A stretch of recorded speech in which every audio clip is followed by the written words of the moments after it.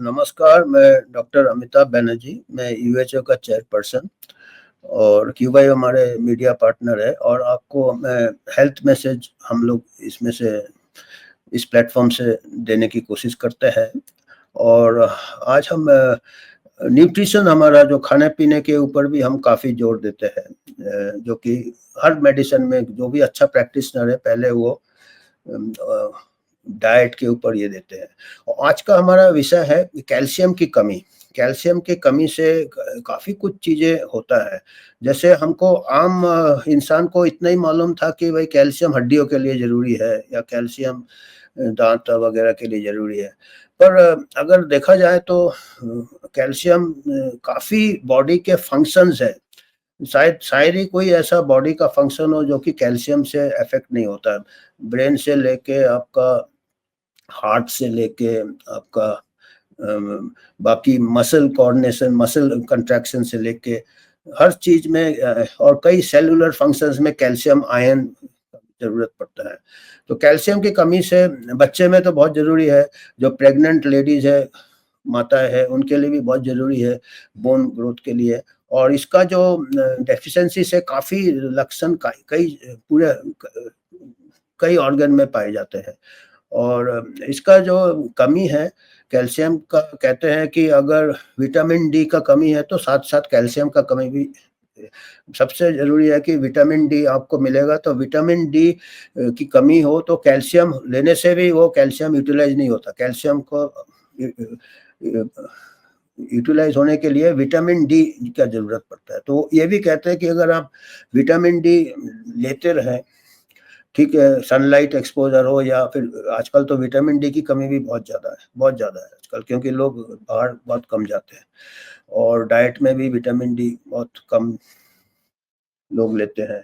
तो कैल्शियम ऐसा है कि कैल्शियम बहुत अवेलेबल है, ईज़िली अवेलेबल है। हमारे डाइट में हमारा डाइटरी डाइवर्सिटी जितना होगा हर चीज़ में कैल्शियम रहता है थोड़ा मात्रा में। और सबसे ज़्यादा कैल्शियम जो रहता है मिल्क में रहता है, मिल्क और मिल्क प्रोडक्ट्स में रहता है।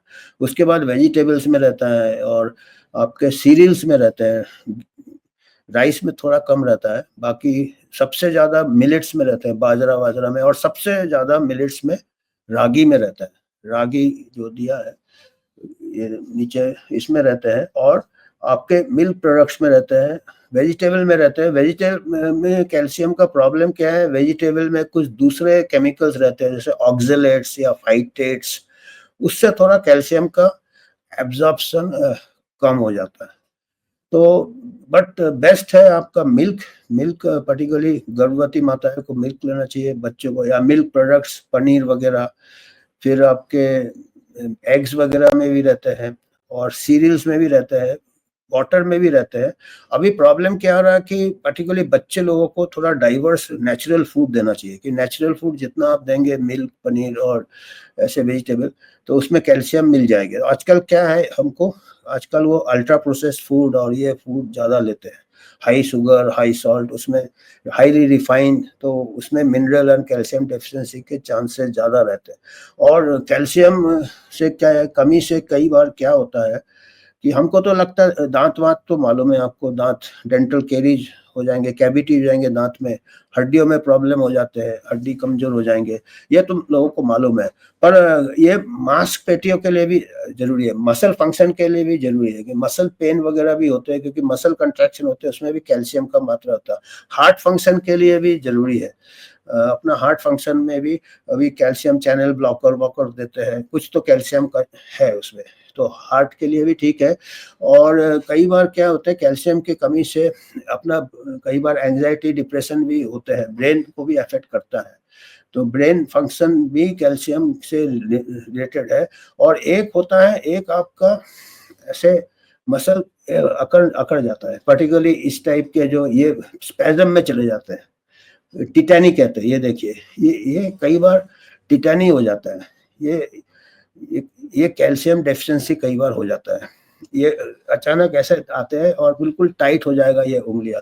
एक हमको याद है, हमारे घर में काम करती थी एक हमारे महिला, उसकी लड़की थी 16-17 साल को, उसको ऐसा-ऐसा हो गया था और वो उसको सीधा, जैसे आजकल तो सबको सीधा स्पेशलिस्ट के पास चले जाते हैं, तो वो चले गए न्यूरोलॉजिस्ट के पास चले गए, वो नया कहीं पास होकर उसने उसको मिर्गी का एंटी एपिलेप्सी दवाई, उसको एपिलेप्सी डायग्नोस कर दिया, एमआरआई किया, ये किया, ब्रेन वेन का एमआरआई किया वगैरह वगैरह, 50-60 हजार रुपए खर्चा हो गया उसके इन्वेस्टिगेशन में, और उसको डाल दिया एंटी एपिलेप्सी दवाई में। वो फिर मेरे पास आई गई, ये तो ठीक नहीं हुआ, ऐसे ऐसे हो रहा। फिर मेरे को डाउट हुआ कि यार ये तो टिटेनी जैसा लग रहा है। फिर हमने उसका कैल्शियम लेवल कराया, कैल्शियम की डेफिशिएंसी थी, फिर उसको कैल्शियम से ट्रीट किया, बिल्कुल ठीक हो गया, और उसका एंटी एपिलेप्सी बिल्कुल बंद करा दिया, वो बिल्कुल ठीक हो गया। अब देखिए वो जिंदगी भर वो क्या होता है ना, वो अगर वो न्यूरोलॉजिस्ट है वो ब्रेन का ही सोचेगा कि ये एपिलेप्सी है। अगर आपका जो थोड़ा बहुत कम स्पेशलाइजेशन होगा तो हमको थोड़ा आइडिया रहता है। तो आपको भी ये क्या होता है कि ज़्यादा इससे हम एक सुपर स्पेशलाइजेशन नॉन रिफरल से जाना चाहिए। आजकल क्या होता है कि डायरेक्ट चले जाते हैं, तो उसमें क्या, उसकी भी गलती नहीं है, क्योंकि वो उसको खाली एपिलेप्सी देख रहा है, उसको उसी इससे सोचेगा, वो एमआरआई कराएगा, ये कराए। तो नीचे से जैसे रिफरल सिस्टम होता है जनरल प्रैक्टिशनर के पास, फिर वो स्पेशलिस्ट, फिर वो सुपर स्पेशलिस्ट, तो वो स्क्रीन होके जाने चाहिए केसेस। तो ये एक कैल्शियम डेफिशिएंसी का है, और इसके लिए विटामिन डी के ऊपर हमने पहले एक बार आपसे बातचीत किया है। तो विटामिन डी आप रखेंगे ठीक, तो कैल्शियम का लेवल अपने आप ठीक रहता है, और अबाउट 1000 मिलीग्राम डेली डोज होता है, जरूरत है। और आपका नॉर्मल खाना जो जितना आप नॉर्मल खा सके, रागी वगैरह में ज़्यादा रहता है, रागी में ज़्यादा रहता है, मिल्क में ज़्यादा रहता है, और बाकी वेजिटेबल में भी रहता है, पर उसमें जैसे मैंने बताया कि ज़्यादा लीफी वेजिटेबल में ऑक्सलेट एंड फाइटेट्स कुछ केमिकल रहते हैं, जिससे कि एब्जॉर्प्शन कम हो जाता है। तो पर यह है कि आपको अगर अनएक्सप्लेन्ड मसल स्पैज़म हो रहा है या पेन हो रहा, तो फिर कैल्शियम का भी ये करा लेना चाहिए, डॉक्टर से बात करना चाहिए। अपने सेल्फ मेडिकेशन में करें, हम ऐसा कुछ मेडिकेशन हम नहीं रिकमेंड करते अपनी तरफ से, जब तक आप कोई, पर आपके दिमाग में होना चाहिए कि डाइवर्सिटी डाइट में होना चाहिए, अपने आप आपका कैल्शियम लेवल ठीक रहेगा। इतना ही हमको आज कहना था कैल्शियम के बारे में। और हमारा जैसे हमारा एक अकाउंट है, यूएचओ का अकाउंट है, जो हमको इसमें जो भी पैसा मिलता है अपने डोनेशन से, क्राउड फंडिंग से, बिगर कोई फार्मा के स्पॉन्सरशिप से, ना ही कोई पॉलिटिकल कनेक्शन से। तो इसमें हम चाहते हैं कि क्राउड से फंडिंग हो, और क्राउड को ही हम मैसेज दें, हेल्थ मैसेज दें, बिल्कुल जो अनबायस्ड होगा। ना हमारे यहाँ कोई अपना प्रैक्टिस बढ़ाने के भी इसमें हम नहीं रहते, कोई ना हम फूड प्रोडक्ट को प्रमोट करते हैं, पर हम आपको जो आपका आप अपने लेवल में जो हेल्थ मैसेज है, या जो कोई रिसर्च होता है हेल्थ रिसर्च, या हम अगर हमारे पास फंडिंग हो, पैसा फंडिंग अच्छा होगा, तो हम खुद का भी रिसर्च करने का हमको ये है उद्देश्य है, और या तो कोई रिसर्च ग्रांट किसी को देने के लिए।